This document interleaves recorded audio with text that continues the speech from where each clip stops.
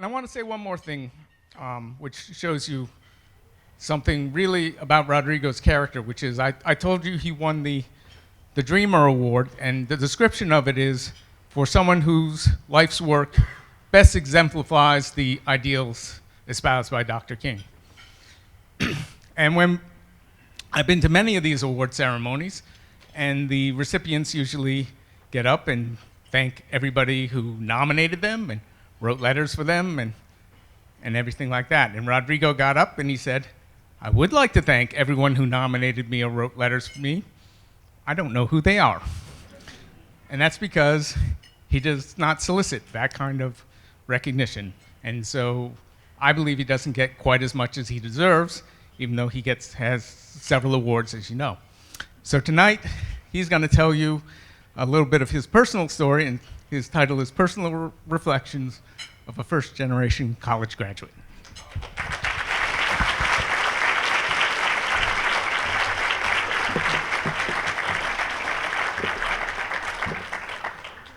Well, actually, what I was going to do is just give exactly the same talk that David gave. I think that was an extremely generous introduction. And I want to thank David for that. But I also want to thank him for all that he has been doing for so many years on behalf of increasing diversity in mathematics and mathematical sciences, and in helping and in working so hard to make our department a welcoming department for all our students and faculty and staff. So this talk, so I'm a probabilist by training. And events of small probabilities have a theory, the Dunsker-Barodon theory of large deviations. This is not that kind of a talk. We will have no mathematics, no formulas, no mathematical formulas. This is really about events that we sort of know intuitively that have very low chance of coming through or occurring. You know, you could be sitting in Southern California and the sun could be shining, right? It's always shining there. And you will say that the probability that it will rain within the next hour is 0, right? On the other hand, you could be in West Lafayette, right, where the sun's shining, right, one day in the summer, and you could say the probability that there will be a big storm today in an hour is really non-trivial. So this is what I mean by events of small probability. Now, these conference, this organization, the Alliance, right, is an organization about mentors and the impact that mentors could have on people's lives. When I was an undergrad, my first year as an undergrad at the University of California, Santa Cruz, we had a very, well, the university had a very distinguished speaker come to speak, Cesar Chavez, and I heard him talk. Every time he spoke to academic audiences, so audiences at university, students, and so on, he often made the following statement. We cannot seek achievement for ourselves and forget about progress and prosperity for our community. Our ambitions must be broad enough to include the aspirations and needs of others for their sake and for our own. Now, of course, he's not the first. He was not the first inspirational speaker to utter such words or to make such statements, but certainly these made an impression on me. And the reason I think he made an impression on me is because I am here today really because of this individual, Juan Francisco Lara. I met him in 1973, just shortly before I graduated from high school. And I will tell you a little bit more about my meeting with Juan. Juan at that time was a UCLA graduate student getting his PhD in education. Later on, he was in the faculty at UCLA. He was in the faculty of UC Irvine. He was dean at Irvine, associate provost, vice chancellor, mentor of hundreds of students. He was the founder of the Hispanic Education Endowment Fund, recipient of many, many awards for his mentorship. So this really is a talk about mentorship, okay? It's about the impact that mentors had in my life. And I always found Juan to be an amazing individual. He passed away a year and a half ago in February of 2016, and he was a dear friend, a mentor, and somebody who I value for many, many years. Not a mathematician, not a scientist. Here's something that he says. So yes, I was the first in my family to attend college. I realized that what it meant in my life, and I have dedicated my life to encourage others to go to college. Stand tall on your ancestral shoulders and mentor the next generation. Now, let me indulge a little bit. So David mentioned some of my modest achievements, and let me just list them again. Bear with me, and I apologize for doing this. There is a reason why I'd like to do it again. So, you know, I'm very grateful that I have had a successful career measured by some academic norms. Let me mention a few of the things. Okay, so I got a bachelor's degree from UC Santa Cruz in 1978 with honors in the measure. I got an MAT degree from UC Davis with a California high school teaching credential.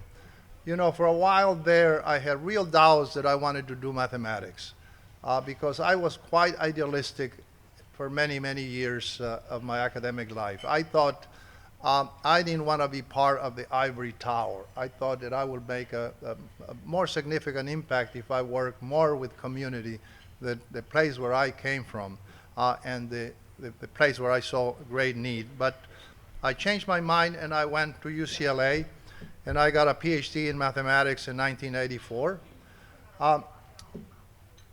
I was extremely lucky when I graduated. I applied for postdocs, and I got about 12 offers from really top departments. Because my family, my mother, my parents, my siblings, and everybody, my entire family lived in the LA area, and particularly in Pasadena, and because I knew Caltech from many years earlier, right? And I thought it was an unbelievable place, although I never really set foot on it. I decided I should take a postdoc at Caltech. So I was there for 2 years. I left there in 1986. At that time, and then I applied to tenure track positions, and I got several offers, maybe 10 of them also, at places that were even higher ranked than Purdue. For various reasons, I chose to go to Purdue, but I deferred my appointment there, and I went 1 year to the University of Illinois. There, I worked with a giant, a towering figure in the area of probability, Dan Burholder, who was an extremely kind, nice person who made a tremendous impact in my career, who had a tremendous impact in my career. He really watched out for me. He was really always there, looking out for opportunities, nominated me for this, nominated me for that, encouraging my department to move on with the tenure system, with the tenure and so on. Okay, so I was the recipient of the Presidential Young Investigator Award in 1989. I arrived at Purdue in 1987. I was promoted to associate professor in 1989, full professor in 1992. I was head of the department for a few years, as David said. Now, my promotion record there is not a world record for sure, but it is the second fastest promotion in 40-some years at Purdue that we have taken, that we have had records of, right? 5 years from assistant professor to full professor. All right, so thank you very much for putting up with me on that. Let me just continue a tiny little bit here more. I have been invited to give lectures on my research in every continent except Antarctica. I've never been there. I have visited 32 countries and probably hundreds of universities, but certainly dozens, okay? I haven't counted, all right? So, you know, I have been very lucky to have received a few awards and recognitions, and David mentioned them already, some of them. Um, I have been fortunate to serve in the Board of Trustees, for example, at IPEM, the Scientific Advisory Council at the Mathematical Science Research Institute, and be involved scientifically with many different organizations at many different levels, and editorials of journals and so on. Now, here's the Presidential Young Investigator Award. If you didn't like George Bush, I'm not sure what you will think about the current occupant of the White House. But this was a nice award. At that time, those years, you actually were invited to the White House. I did not go, right, for some other reasons. But any case, that was a nice award. One of the great things, though, you know, and if I may say it again, in terms of awards, I am always deeply honored and very, very happy to receive awards that have a meaning to me that go beyond the scientific recognition, right? The Martin Luther King, the Dreamer Award, which is presented annually to an individual or organization whose contributions embody Dr. Martin Luther King's vision of service to others, was extremely special to me. I treasure that award very, very much. It's a local award for Purdue University, but I thought I was very pleased and very moved to receive that, and deeply honored to be recognized with that. The Blackwell Tapia Award has a tremendous significance to me. I was the second recipient in 2004 of this award. It is the award given, the Blackwell Tapia Prize in Mathematics recognizes a mathematical scientist who has contributed and continues to contribute significantly to research in their field of expertise, and who has served as a role model for mathematical scientists and students from underrepresented minority groups, or contributions in other significant ways to address the problems of the underrepresentation in mathematics.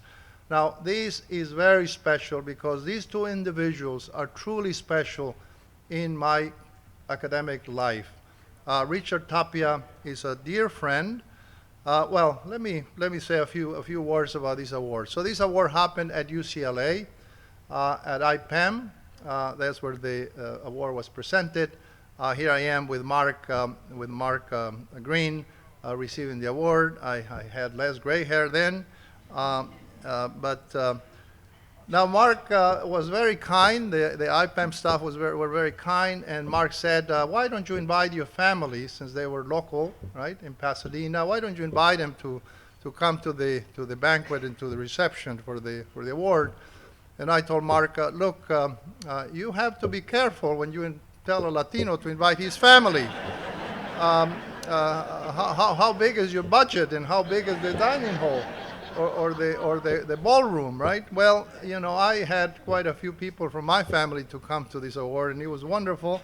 My father had passed away. My mother had Alzheimer's already there in that picture, but there's my sister, who was much younger than I am, who also was impacted by Juan Lara's encouragement to attend college for me. She has a law degree from Bolt at Berkeley, and the story continues. Now, I want to tell you a little bit about these two individuals, David Blackwell and Richard Tapia. These were really giants, and I always feel, you know, this is cliche that we stand on the shoulders of giants, right? Well, many of us literally do stand on the shoulders of giants. Richard has been a mentor to me, a friend, a confidant, an advisor, and somebody that I treasure tremendously. I knew Latin American mathematicians when I was going through school as an undergrad and also as a grad student, but I did not know a US-born Chicano mathematician that I related well culturally to, right?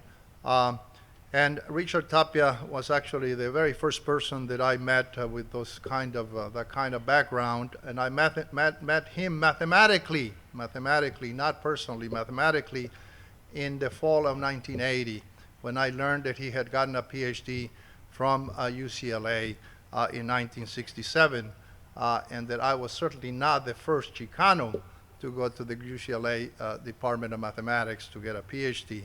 He was one of the founding members of SACNAS. He's a university professor at Rice University, only the sixth in Rice 100-year history to hold such a title.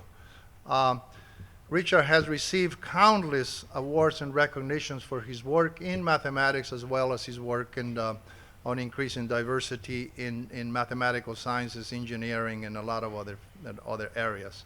And we could stay here and talking about his achievements and his recognitions for a long time. Let me just mention too, he was the first Hispanic elected to the National Academy of Engineering in 1996.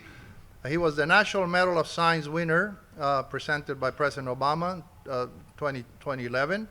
And let me read the citation. For his pioneering and fundamental contributions to optimization theory and numerical analysis, and here is something that Richard himself treasures, okay? He values the following part of the citation.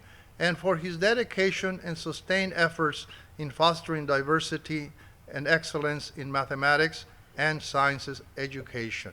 So actually, Richard, always, when you hear him talk, he always makes the comment that when the medalists were awarded, when the Medal of Science were awarded at the ceremony, the president said they all, after remarks that everybody was an amazing scientist and had done tremendous science contributions to the nation, but also the Richard had gone far and beyond that, and I think that is something that is really, really beautiful in his selection as a National Medal of Science.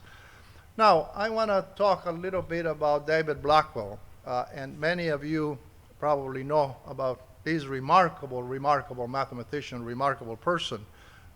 David passed away in 2010. I actually had the tremendous pleasure of meeting David Blackwell in 1978 when I was thinking of going to UC Berkeley for my PhD. He was kind, generous, and later on, of course, I heard him speak in conferences in probability. I did not know him as well as I know Richard, but he was certainly an inspiration in so many different ways.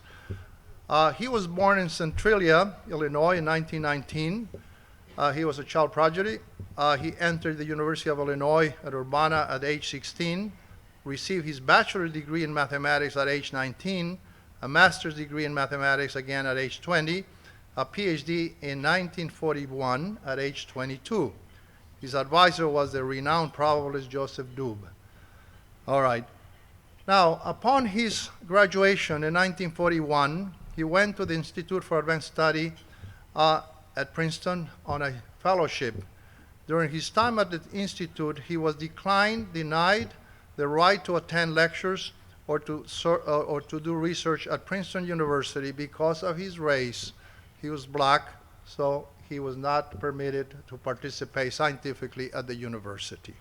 He left in 1942, convinced that white university would not hire him. He applied to all 105 HBCUs, obtained an instructorship position at Southern University in Louisiana, then at Clark College in Atlanta. He moved to Howard University in Washington, D.C. in 1944.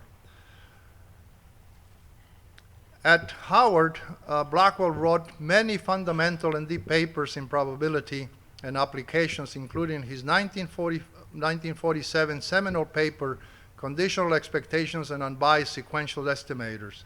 This paper then became what is now known, a very famous result, which is now known as the Rao-Blackwell theorem. That year, he also wrote another remarkable paper, 2 home runs in the same year, The title of that paper, very simply, A Renewal Theorem. Right? It is a remarkable paper. Now the result is called the Blackwell Renewal Theorem. It has applications in many areas of mathematics, game theory, and a lot of other areas.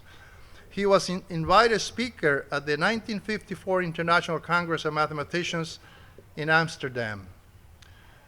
Among other probabilists that spoke at the 1954 ICM were Jerzy Neyman, Joe Dube, and Alexander Kolmogorov.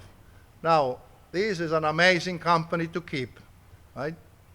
To the best of my knowledge, he is the only African American to have ever spoken at the International Congress. And he will be, of course, I will be delighted to be told that this is not correct. I have asked a lot of people, talked to a lot of people, looked at records and so on, and I do not know another individual. And of course, I would be also delighted if this record were broken during my lifetime. Right? I think we will all be quite delighted with that.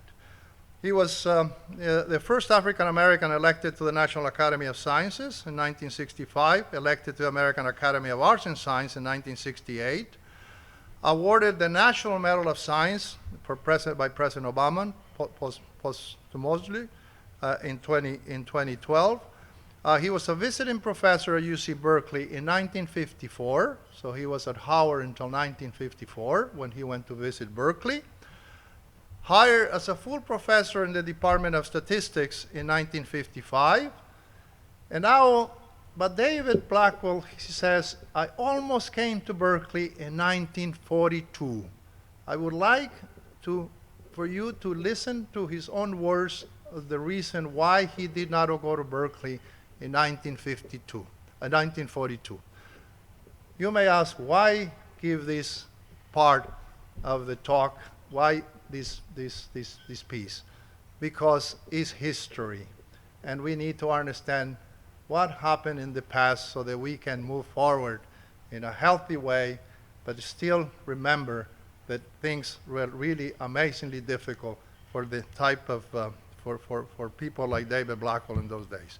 So let me see if this works without the usual commercials. I came directly to Berkeley from Howard. Now, how did that come about? Oh, I'd been visiting Stanford for years, and I knew all my Berkeley colleagues. So an opening came up, and they offered me the job, and I took it. Now, I understand that 12 years earlier, though, that a colleague had suggested. Oh, yes. I came to Berkeley in 1954. I almost came in 1942. As I told you, I didn't apply to any but black colleges, but a man who was the head of the statistics department or group here at Berkeley wrote to my thesis professor asking him to recommend somebody. My thesis professor recommended me, but told Neyman that I was a Negro. That was his word. Nevertheless, Neyman interviewed me in New York in early 1942. And I didn't hear anything from Neyman for a couple of months or so. I wasn't expecting to hear anything. Then I heard from him saying that due to the war situation, they had decided to appoint a woman to the position. Well, that was all right with me. I didn't think anything about it. But it turned out that that's not what had happened. Neyman had decided to appoint me and recommended it to the mathematics department here in 1942, and the mathematics department approved. But the head of the mathematics department went home and mentioned this to his wife. And she drew the line as I understand it, her words were that she was not going to have any darky in her house. And it was their custom to invite all the mathematics members to dinner at their house. She wasn't going to have any darkies in her house. And that he needed to change his mind on this. And he came back and reported it to the department and said, think we need to rethink this. And they did, and they offered the job to somebody else. But that's how close I came to being offered a job here in 1942. It was not the mathematics department, but the wife of the chairman of the mathematics department. Who didn't want to have That's you in right. her house for dinner. Yeah. It is the complexities of these of race are Yeah, never ending. You never know. That's right. You never know. Yeah. But you came in '54, Yeah. and what has the environment been like for you here? Because you've been here for Yeah. a long time. Almost 50 years. It'll be 50 years in September. Yeah.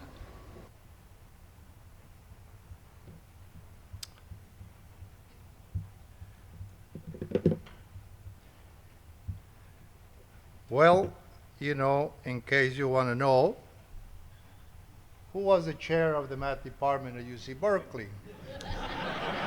There is the answer, all right? And that is of course, everybody has been to Evans Hall. The Department of Mathematics is housed in Evans Hall, right?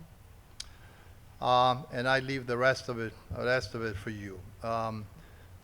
I think David Blackwell was an extremely elegant and wonderful individual. I think he rarely spoke about some of his experiences that he went through, but this one is very telling. And one can certainly hear the pain in his voice a little bit. Let me just say that. Now, if you want to know more about David Blackwell, you can look up the notices of the AMS 2011, a tribute to David Blackwell written by 20 very distinguished mathematicians, statisticians. You can also look at the obituary in the New York Times, July 17, 2010.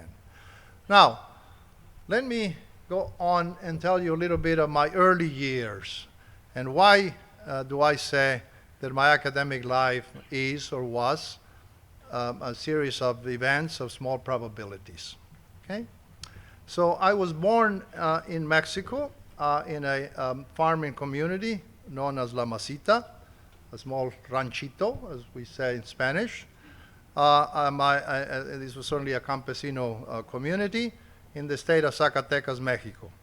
My parents never attended school. My father was Mexican-American from the state of Arizona. My mother was Mexican from the state of Zacatecas. There certainly was no running water, no electricity, no telephone, no medical services, or any of the modern or more city-type amenities that exist. Of course, one of the big drawbacks in all of this is that there were also no schools, right? So children were taught a little bit by their uncles, by their aunts, and I actually had an uncle who also never went to school, but he actually knew how to read and do arithmetic. So I hung around with him a bit, and he taught me what he could teach me. I was one of 8 children. Second eldest, life as a child. Well, here's what I did. We worked on the family farm, no formal schooling. But you know, people, my relatives, thought I was inteligente. They thought I was smart. To these days, I have no idea why. But they certainly were very encouraging in the environment in which we lived. Now, my family moved to the U.S., to Pasadena, in 1970. I was almost 16 years old. We arrived in April. And so they placed me in 9th grade. So this is April. So May, June came, 2 months, right? I had never gone to school. My Spanish was just the ordinary Spanish of of the household, right? I did not really know how to read very well in Spanish or English. I mean, of course, I didn't know how to read in English, but I certainly did not know Spanish either. But I graduated, right? Well, that was remarkable. Did I learn anything? No. But we celebrated, right? Latinos celebrate every time we have a chance. And then they sent me to high school, Blair High School, right? Just down the street from McKinley Junior High School, where I went to 2 months of ninth grade. And then they put me on 10th grade. And then before I knew it, I went to 11th grade, and then 12th grade. And before I knew it, I graduated from high school. Did I learn anything? Absolutely nothing, right? Because in those days, instead of teaching you, they sort of just kept you at school, and then they pass you along, right? Right? So I graduated in June 14, 1973. Now, so what did I do after or during my time at high school? I had 2 jobs, nearly full-time jobs. Everybody in my family needed to work. My father was a cook in a restaurant. My mother worked in a cafeteria, line serving food. So there was a large family. We needed to work. And of course, my academic background was bad when I started, and it was bad when I ended, right? So in 1973, I met Juan Francisco Lara. He was a UCLA graduate student, and I was working at a car wash. Right? I'll tell you a little bit more in a descriptive way what this car wash looked like and where it was located. But I spent 2 summers and 1 full year at Pasadena City College, and I took Algebra 1, Algebra 2, and trigonometry, right? This is the Algebra 1 that they teach in junior high school or high school, Algebra 2 that they teach in junior high school, and trigonometry. That was my summer course, 1974, right? I took some English, some elementary high school level courses, and 3 courses on Chicano studies, which is what Juan Francisco Lara used to do when he came to Pasadena City College. So he was a graduate student at UCLA. He drove to Pasadena College 2 or 3 times a week to do some extra work, to make some extra money. He had a young family at that time, and so he needed the money. Now, this car wash is amazing. It's still in existence, all right? So I go visit my family in Pasadena from time to time. I arrive in LAX. I drive on the 401 freeway, the San Diego freeway. I take the Santa Monica freeway. For those of you that come from, who's from LA here?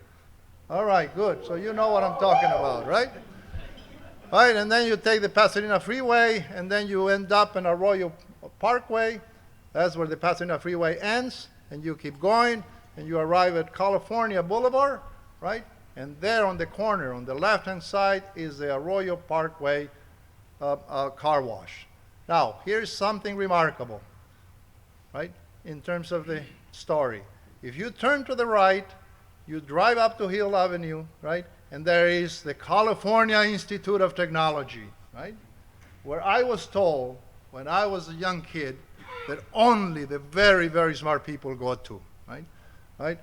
Okay, so there was certainly no Latinos there. No, we were not smart enough to that place, okay? Right? But for car wash, I had my job in the car wash. And Juan Francisco Lara was coming from UCLA to teach this course at Pasadena City College in Chicano Studies. And from time to time, he will stop at the car wash to wash his car.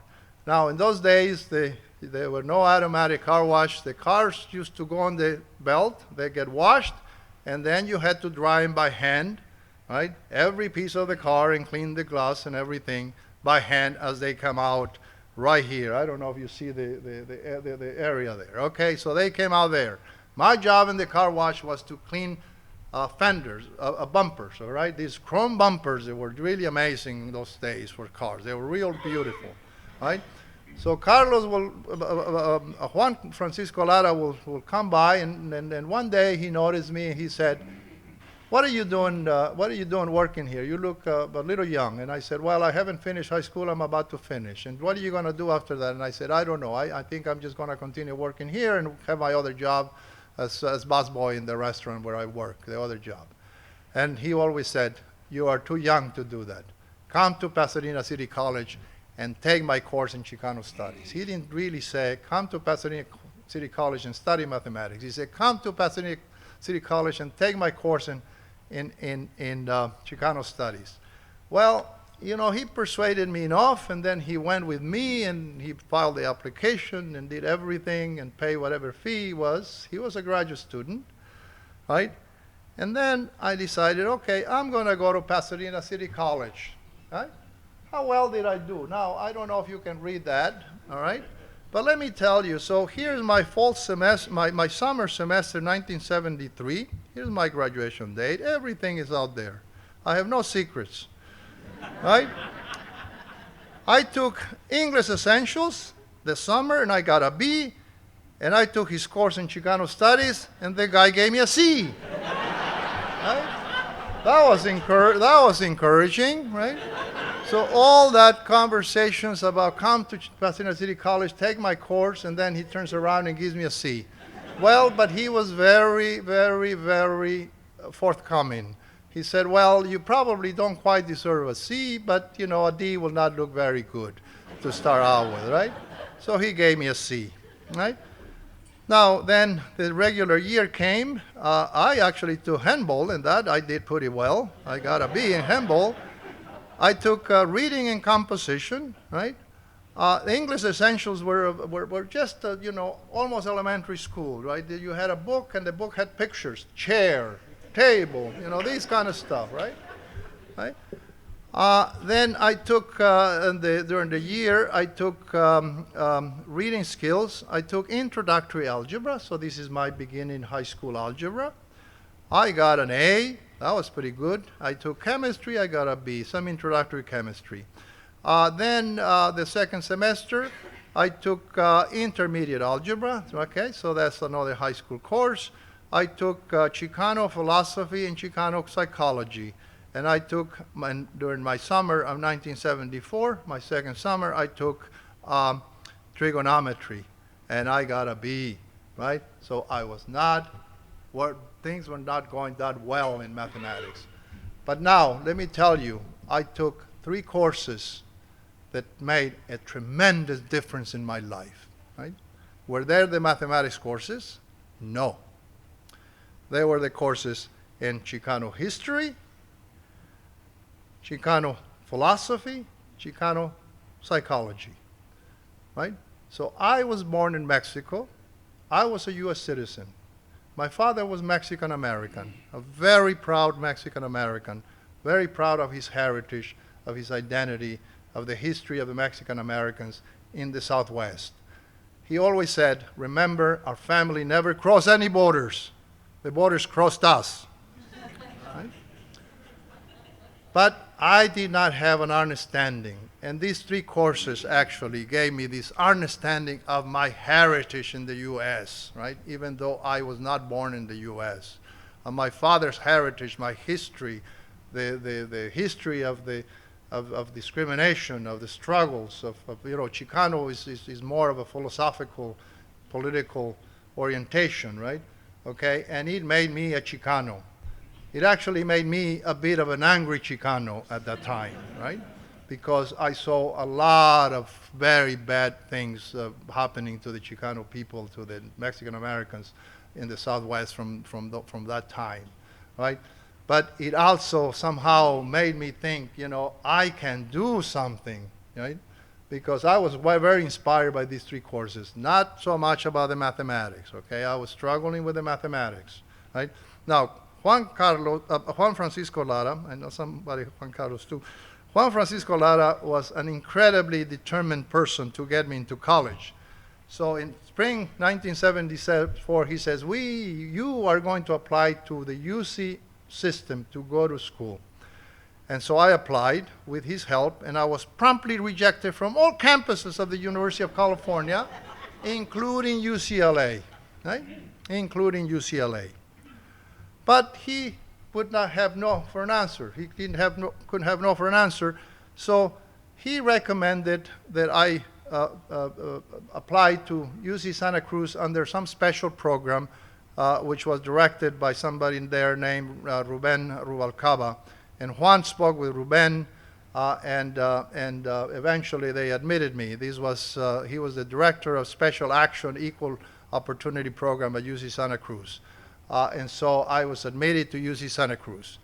Right? Now let me come clean with another fact. I am a product of affirmative action of the UC system, right? And I'm actually not ashamed at all to say that, okay? For the first time in my life, I did not have a full-time job, almost a full-time job, right? And so I went, and since I had already taken trigonometry, I enrolled in calculus, beginning calculus. And I had these tremendous mentors who were also not in mathematics. Eugene Cotarrobles and Frank Talamantes. Frank just passed away about 2 weeks ago, and I was very, very sad to hear that. Eugene Cotarrobles, the University of California actually has a fellowship named after him. He was quite a tremendous individual, and they were also founding members of SAGNAS. Now there at Santa Cruz, however, I met two individuals, right? Tony Trumba and Edward Landesman. They were mathematicians. And they were the first non-Latino academics to tell me, you can do something, right? And they thought that I had mathematical ability, right? And they say, from here on, you're going to take this course, you're going to take that course, and you're going to take that course. So this is another set of mentors that came into my life that really changed my direction and the way I started proceeding after that. All right. Now, I graduated from Santa Cruz, as I already said, with honors and the major. I applied to grad schools, and I was accepted to several top programs, right? UC Berkeley, Stanford, UC San Diego, and various others, right? And of course, I applied to UCLA. And wouldn't you have it? UCLA rejected me, right? For the nth time. Now let me read this letter of rejection from UCLA, dated February 2nd, 1978. Dear Mr. Bañuelos, right? He went to the University of California, Santa Cruz. Your application for admissions to the graduate studies at UCLA for the fall term of 1978 has been evaluated by the Graduate Admissions Office and reviewed by the department in which you wish to study. The Department of Mathematics, however, has not recommended your admission. Regretfully, therefore, we must inform you that we shall not be able to extend your acceptance into the graduate division. Should you have any questions regarding the departmental decision, we may suggest that you consult with the department graduate advisor. We are sorry that we could not act favorably upon your application, but we thank you for your interest in graduate studies at UCLA. We hope further that you will be able to take advantage of other arrangements to continue your education, right? So here we go. I did take advantage of other arrangements to get a PhD in mathematics from the Department of Mathematics at UCLA. Right? There it is, right?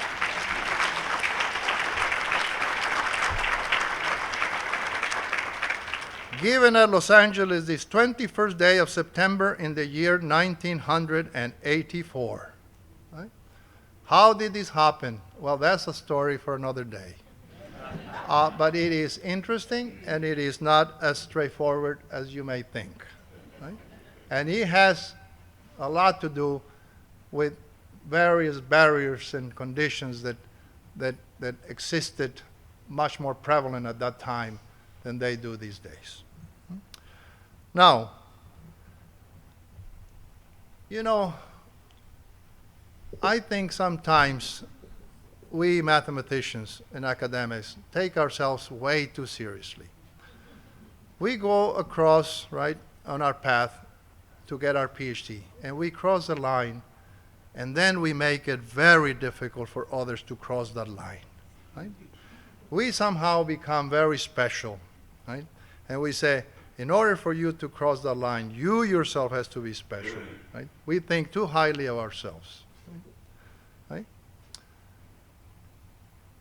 You know, it's like this syndrome, you know, that, you know, unfortunately, there are many parents who don't treat their children very well, and then their children grow up to not treating their children very well, and then it continues on and on, right?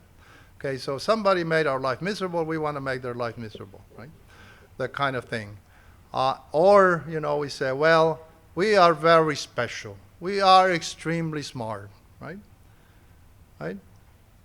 And therefore, in order for you to do it, you have to somehow prove that you are also very special and very, very smart. I claim that it is true that it requires enormous amount of work to get a PhD in any subject, in any field.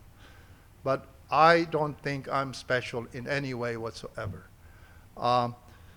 So let me remind you, for those of you that are of my age, I don't think that many people, I don't meet that many people anymore that are in the same age bracket as I am, but many of you probably saw The Wizard of Oz, right?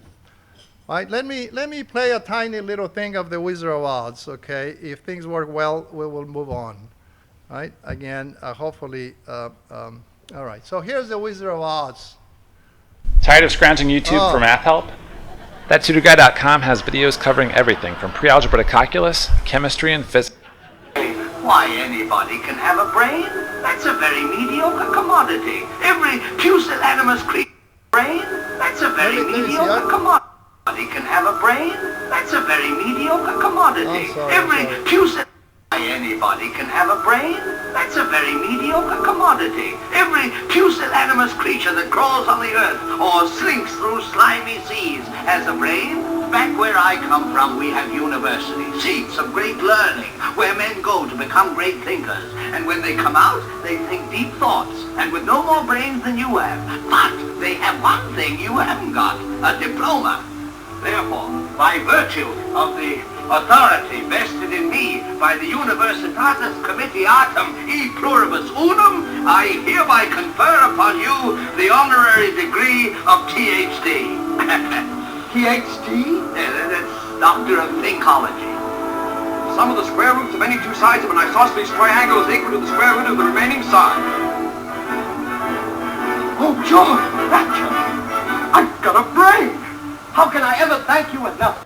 Well, in any event, so I already show you a few awards and a few plaques, and for one birthday party, for one of my birthday, not party, but family gatherings, right?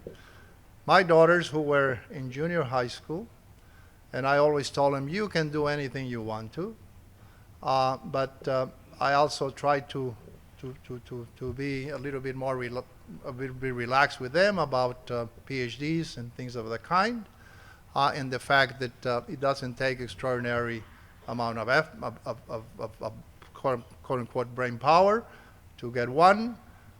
Then they gave me a Doctor of Thinkology degree. And I love this plaque tremendously. It's got the seal, which they made themselves, of the University of Oz, right there. And he's got the president of the university, Rodrigo Bañuelos. She's my daughter, right? And here's a quote from The Wizard of Oz. Right, so I guess what I'm trying to say is that, you know, in my opinion, right, anybody can get a PhD in mathematics. It's not that difficult, and people do it all the time. But for those of us who already have a PhD, we cannot go around mystifying it so much, right? Said that it looks like an impossible task for the rest of the people who are coming behind us in their goals and their aspirations to get a PhD. Now, Juan Lara was nominated in 2009 for a Lifetime Achievement Award at the Orange County, for the Orange County Hispanic Bar Association.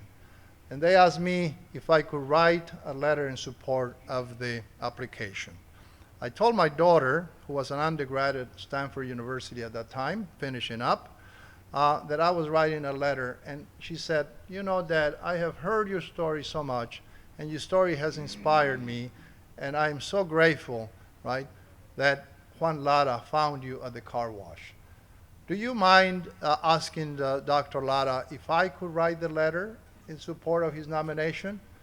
And I told Juan, and he was delighted to have my daughter write it, and let me just read a couple of paragraphs from her letter.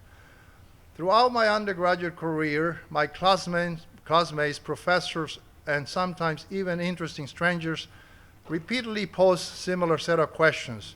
Do you think you have gotten where you are because you are Latina? Do you feel an obligation to help people who share your racial background? And then she tells a story about the car wash.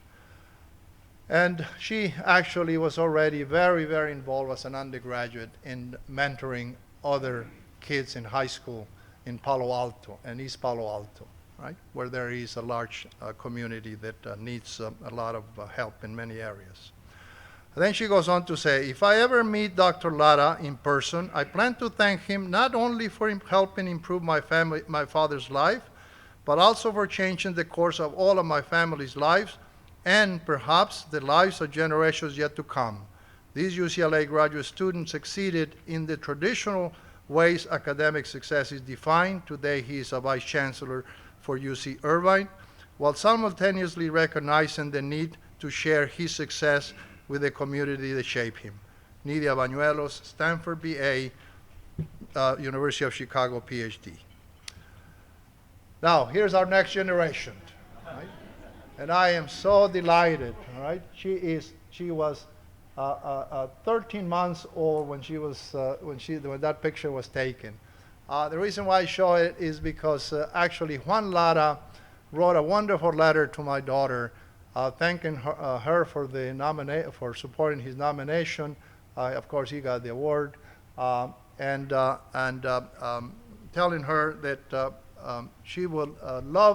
he would love to meet the next generation of the Bañuelos family. And unfortunately, he never got to meet my granddaughter, who is now 18 months old. But that is a wonderful picture. She's pointing to the sky in a way saying the sky is the limit, right? And the sky should be the limit for all of you here in terms of your ambitions and your desires in academia. Now, let me leave you with a few things I learned along the way. These are not words of wisdom. There are countless people here who work as mentors and who exemplify those words of Cesar Chavez infinitely better than I do myself. But you know, here are a few words of wisdom or a few words of what I learned throughout. If at first you don't succeed, try again, and again, and again, and again, and again, right? Work not as hard as you can, but harder than you think you can. But always have fun. Okay, don't let mathematics be painful. That really pains me when I hear people being demoralized by mathematics because they are working too hard or not achieving what they want to achieve. Remember that ability and preparation are not the same thing, right? Start at the right level, whatever that level is for you. I could not have gone to Santa Cruz and start my mathematical career with calculus, right? I could not have. That was not the right level for me. And mathematics can be brutally demoralizing, because if you take the wrong courses and you continue, right, you end up thinking that you have no mathematical ability, right? And it may not be that you're struggling because, you know, you just can't do it, but because you don't have the right preparation, right? So I always tell students, start at the right place, right? Start at the right place. Success builds confidence for sure. Avoid comparing yourself to others. This is something that is oftentimes happens particularly in grad school. You go to grad school and you hang around your colleagues, your friends, and you say, oh, but they know too much and I don't know enough, right? This is quite dangerous. You know, it doesn't matter who you are. You look up and there are tons of people up there, and you know, keep looking up and there's Gauss sitting somewhere up there and so on, right? You know, and then, you know, if you start, you know, there'll always be some people that, you know, probably will not be as good as you are, okay? So try to avoid that in order to avoid pain. Find mentors, advisors with whom you can share your frustrations, insecurities, success, and failures, and who will give you constructive encouragement advice. Right? Okay? Right? Having constructive encouragement advice is very, very valuable. Right? Understand that sometimes you have to do this or you have to do that in order to do the next step. Explore opportunities. If you don't try, the probability of success is 0. If you try, it's greater than or equal to 0. Right? So which one do you want? Right? Which one do you want? Greater than or equal to 0 or 0? Right? Well, I'll take greater than or equal to 0. In fact, that's what I took for many years. Right? Now, have a hobby. I think I always tell young people, regardless of the level, right? Have a hobby. You got to distress. You have to go somewhere and enjoy something that is a little bit different than what you do constant day in and day out and almost 24 hours a day, right? So enjoy something else. It doesn't matter what it is, right? You can, if you like music, if you play an instrument, do it. If you like cooking, well, cook. If you like running, go running, right? If you like whatever, right? Whatever it is, it doesn't matter, right? I have had a lot of hobbies, right? And I have 2 that have been with me since I was about 18 years old, right? One of them is working on all cars. So I always thought, if I can make it as a mathematician or as a faculty member at a university, I can always be a mechanic, right? And I think I could make a living. Not, you know, of course I will have to retrain myself because the cars that I work on are classic cars.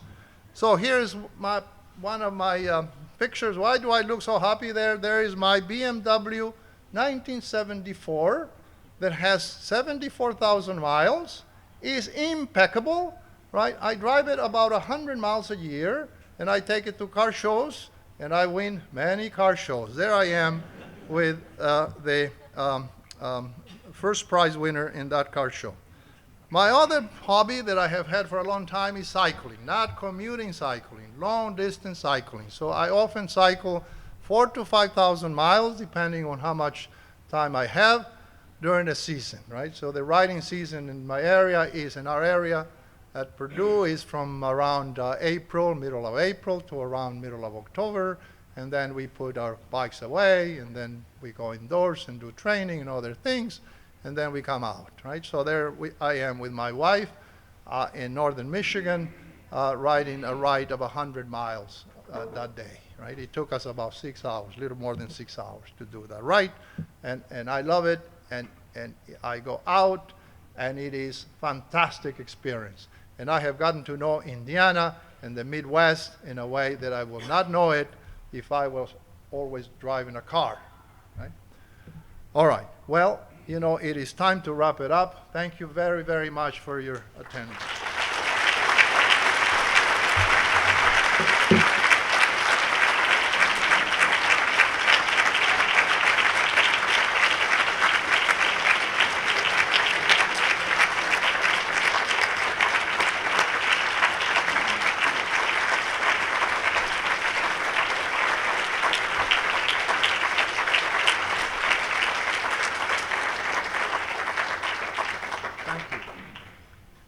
Thank you. Thank you so much, Rodrigo. That was a wonderful and inspiring talk. I'm sure many of you want to ask Rodrigo questions. If you want to take a few. Yes. Questions? Okay, a few minutes. Comments? No? No? Well, you got about 10 seconds.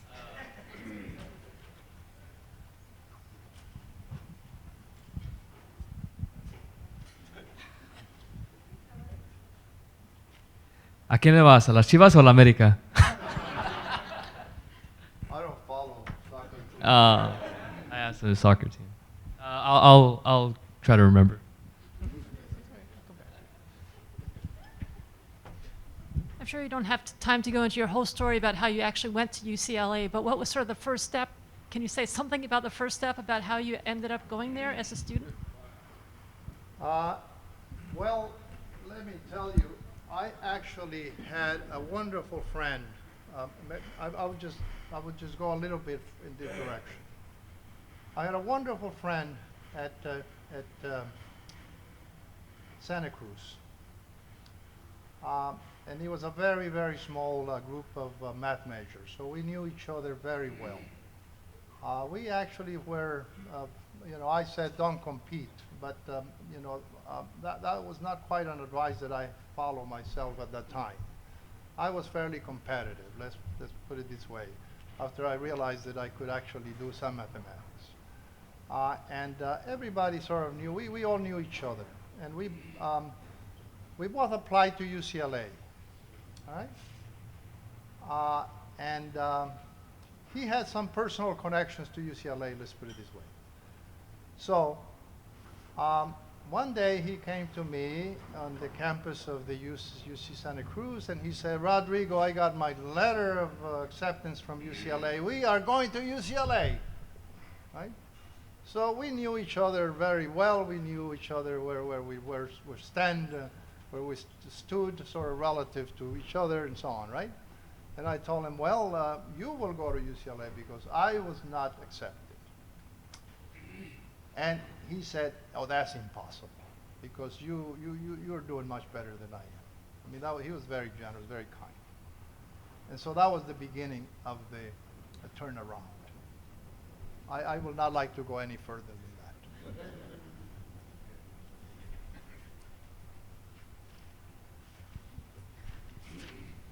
This is also about your UCLA time. We must have missed out each other by about a week. I started in September '84, and I had also a sort of a dubious admission. I didn't have a bachelor's degree. And so, does your transcript have a little pockmark on it, which sounds like you slipped 100 under the table, saying admitted by special action by the dean? No. Oh, you're lucky. I have that.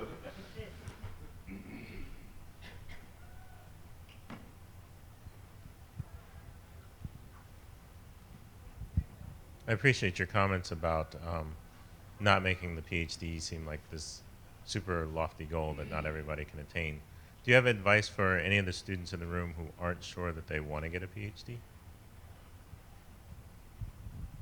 Well, my advice is always follow your passion, all right? If you start a PhD in whatever field, and suddenly you decide that on your own, right, that, this is not for me, I don't want to do this, right?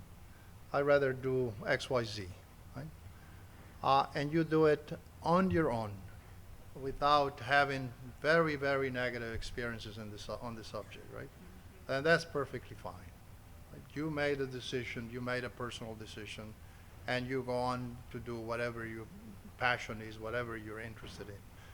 What bothers me, right, is when students leave or leave a field, right, because, they started out and somebody discouraged them enough, or they started out and they were placed in the wrong courses at the beginning, they were poorly advised, and they have to leave. I mean, I think you cannot build the 10th floor without building the first floor first, right?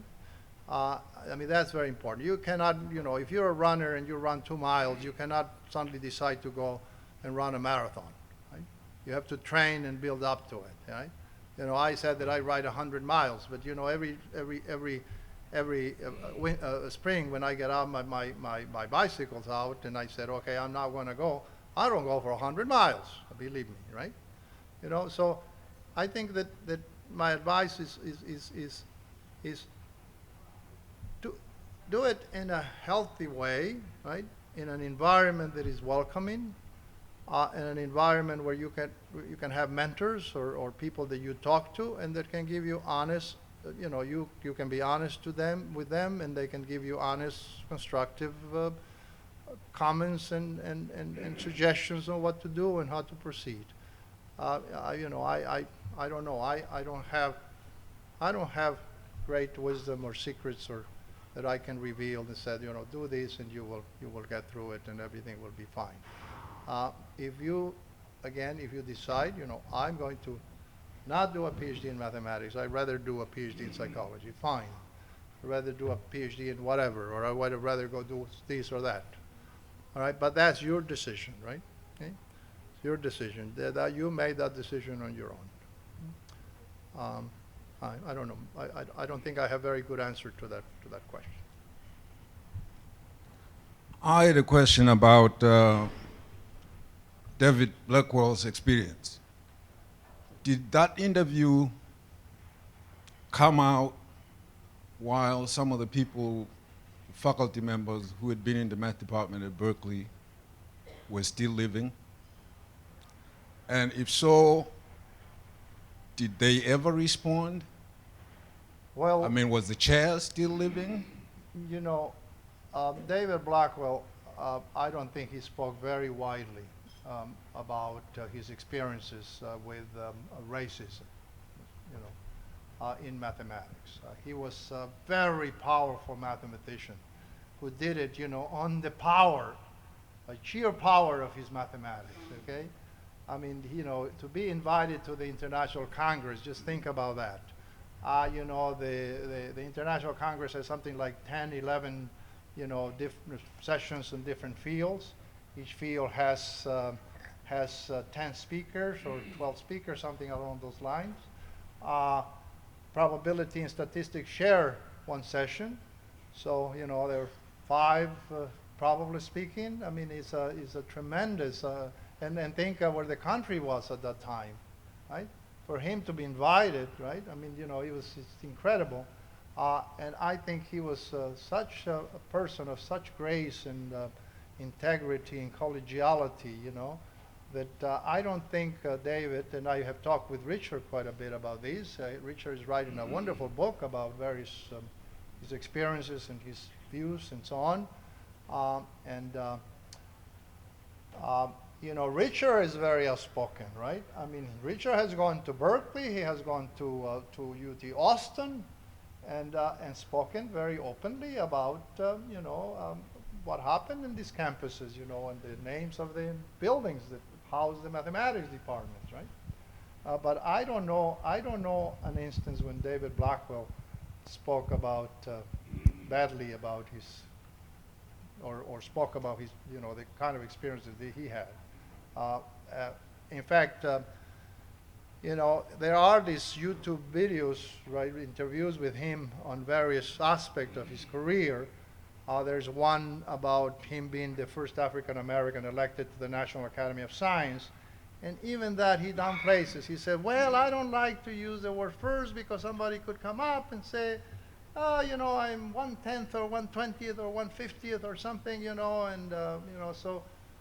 But you can judge those things. You can see them themselves. I think David Blackwell did not speak too much about this. Yeah? In his obituary, for example, in this long article in the notices of the AMS with these 20 very distinguished, probably statisticians and mathematicians spoke about his life as a scientist, as a mathematician. There is very little mention of that. The New York Times did mention his experiences at Princeton, and they actually got it wrong. They have a correction. They said that he actually left in 1942 after Princeton University declined him the courtesy that was commonly awarded to members of the institute, namely that they could go to the university and work. And turns out that what the true story is what I said here. His fellowship actually ended at the end of 1940, after 1 year. So he was there. He did not leave because of that. I mean, that was an incident that happened during the first year. So he really did not address these things as well, to the best of my knowledge. I did not know David. I knew him a little bit. I met him. I was in the Scientific Advisory Council in the mid-90s, and he was in the MSRI Human Resources Committee, and we talked several times during meetings and things like that, but I did not discuss this too much. Long answer, or not answer. Okay, I remember my question now. So, what made you try again for UCLA after getting rejected, and why? What made you keep going? Because I'm sure, you know, in any PhD there are many challenges. So, what kept you going? And again, why did you? What made you try again? Well, I think what made me try again, I've thought about this quite a lot. So these 3 courses in Chicano Studies really gave me a fire in my belly, if you will. All right.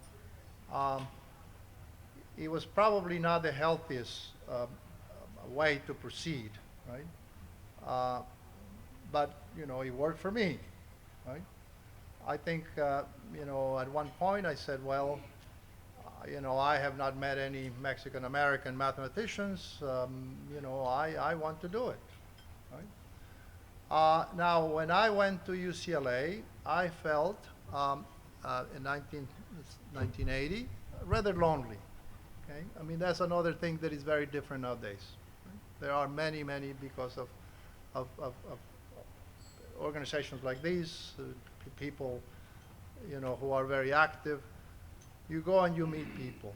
But UCLA, for a minority Mexican American in Los Angeles, right, was a lonely place in the mathematics department, right? Now, I had the Chicano Studies department right there at UCLA, and I had many friends, right? They supported me and were very encouraging on many things.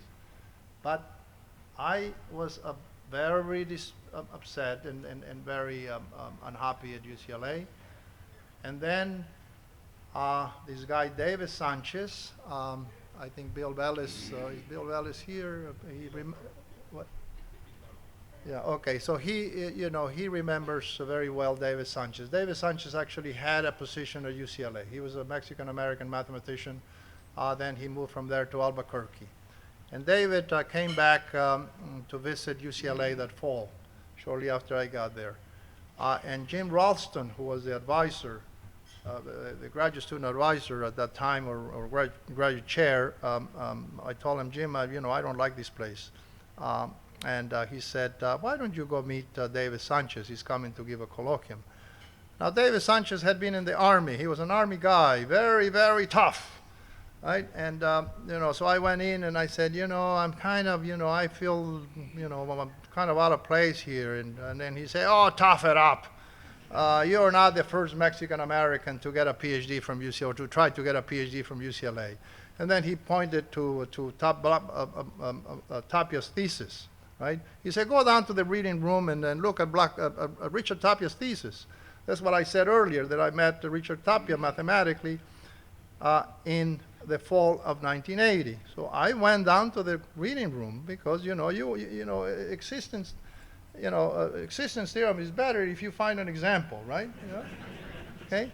So I went down there and I looked at his thesis, you know, and he talked about his life a little bit in the thesis. You know, I found his, you know, who were his advisors, Alan Newell, you know, and various other people. And this was tremendously encouraging for me. Also, you know, I have always shared my academic life with my family, with my parents, with my siblings. My parents who never went to school, right? They were unbelievable, right? And I had them very close by. One time I thought, you know, this is a different category. UCLA Math Department, or the graduate program there, is a different category than being an undergraduate at UC Santa Cruz. UC Santa Cruz was not, you know, the elite campus of the UC system, right? There were good students there, but it was not, the competition was not the same. So I'd call and I talked to my dad, or in one of the visits, I talked to my dad and I said, look, I don't know if I can make it here. This is a different category. You know, the students here are very good, and I don't know if I'm at this level.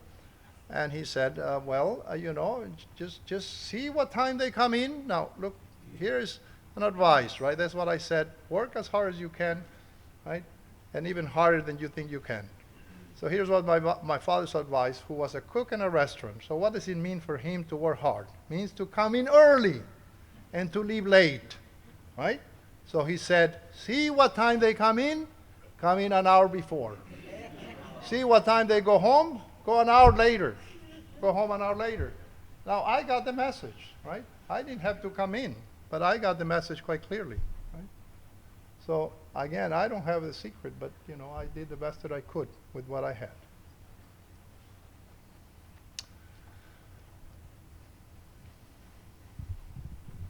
So speaking of your parents, I was going to ask, when you said that your parents said, UCLA is for the very smart. What were their reactions as you got into college and went through your PhD and eventually received the PhD at UCLA? They were extremely proud. And one advice that I would give to all the students, especially first-generation students, let your parents enjoy your success because it's really meaningful for them, right? My mother was in the early stages. Kind of middle stages of Alzheimer's when she came to IPAM when I got the prize. And I mean, she was very, very excited and very happy. No, I think that's something that, is pretty obvious. We're all proud of our kids, right? But certainly my parents, they did not have my father worried, they were worried because, if your parents haven't gone to college and you spend 10 years in school, right? They begin to worry. How many of you are first generation college students here, right? Right? It takes you can't explain that what are you doing? You got to get a job. You might got to make a living, right? Right? So, my daughter spent many years in, getting a bachelor's degree and then her PhD, and I understood. Take another year.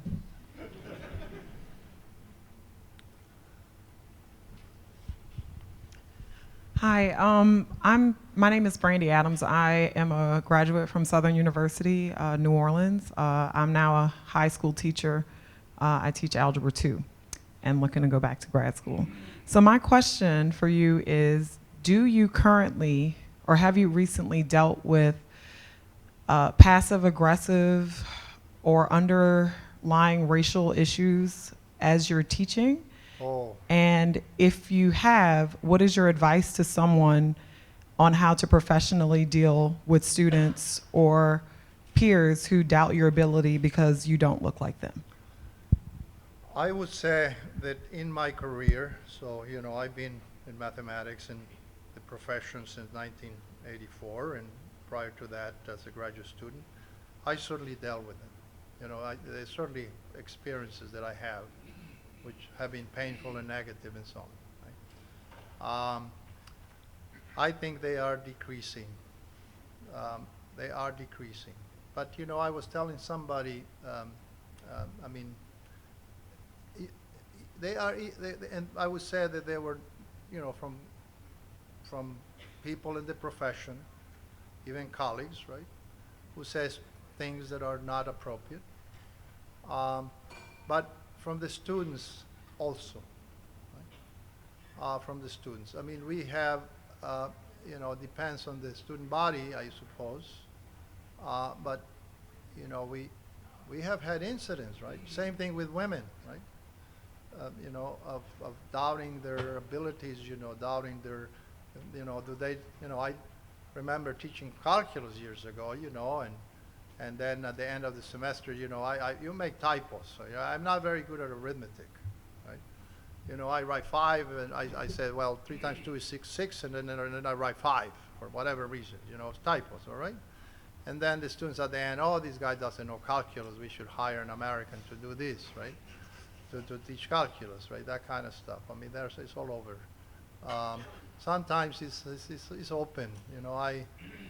I was telling somebody that I served in a committee for an organization. I should not mention the name, but it was an interesting committee, and I complained a lot about the course of the work of the committee, how it was going, and not taking into account, the wider communities that are not represented.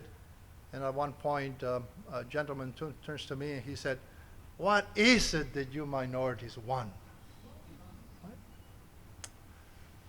Well, you know, those kind of very direct questions are sometimes difficult to deal with.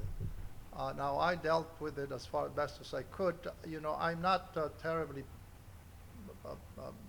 you know, despite David's very generous comments, sometimes, you know, I have these neat reaction, you know, where okay, so you hit me, I'm going to hit you back kind of thing. But, you know, I try not to do that, and so I went on to explain various things. But we are not there. We are not there in so many different ways. In so many different ways. One more question?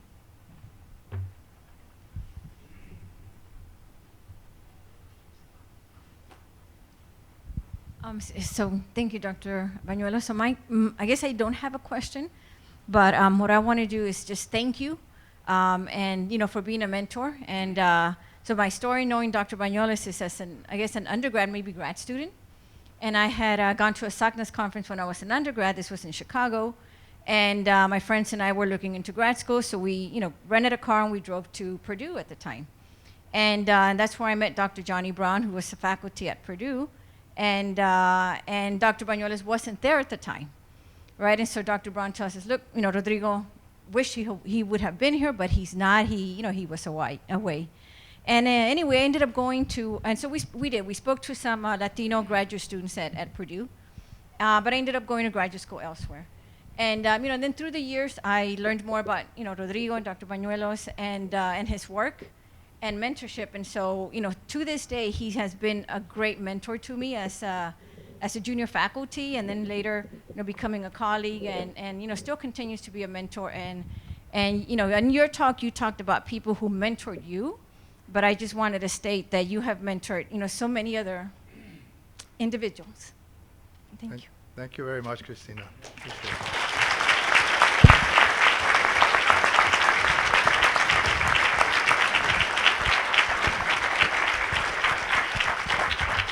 And I think that's a very good place to end, but let's thank Rodrigo again for both his talk and his generosity with his time. Thank you very much.